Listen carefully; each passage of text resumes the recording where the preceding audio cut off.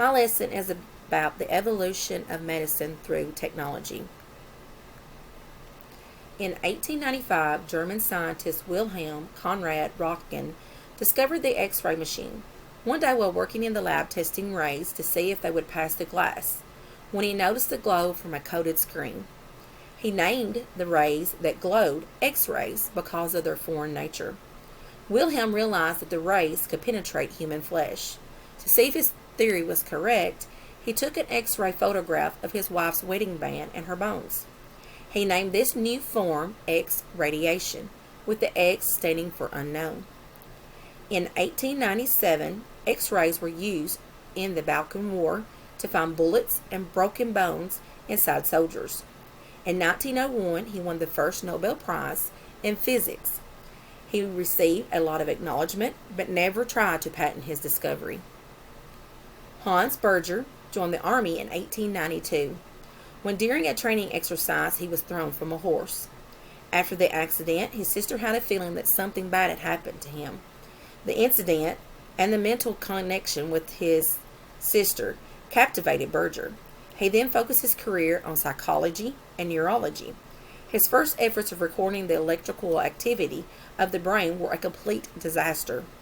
However, Berger did not give up on his go, which led to his discovery of the electroencephalography in 1924.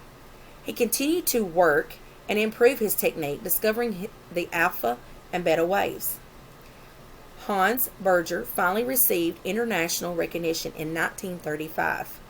By the 1940s, Berger's health had deteriorated. From having chronic heart problems and severe skin infections, he went into a deep depression and later committed suicide in 1941. In 1928, the iron lung was invented by Philip Drinker and Louis Shaw at Harvard School of Public Health. The iron lung was a huge metal box that resembled a coffin. There was a set of bellows at one end to pump air in and out of the airtight chamber. The polio epidemic began to rise with some of the worst cases of acute polio, which caused muscle paralysis. This affected the chest muscles, which left the patient unable to breathe. This is when they started to use the iron lung to keep the patients breathing and alive. Using the iron lung saved thousands of people's lives, which were mostly children. The iron lung was known as the Drinker model, but also called the Emerson respirator.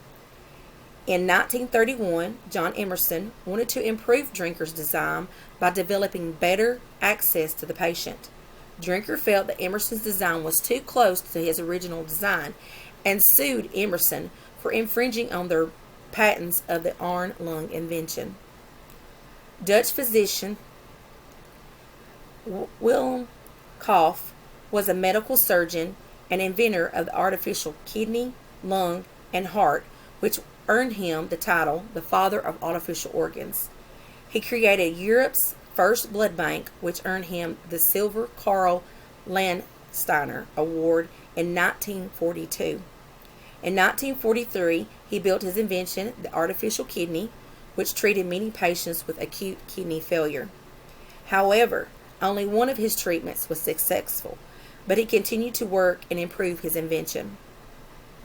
With his success with the artificial kidney, he was invited to speak at New York City's Mount Sinai Hospital, where he was awarded the Emory Award for the American Academy of Arts and Science for his invention.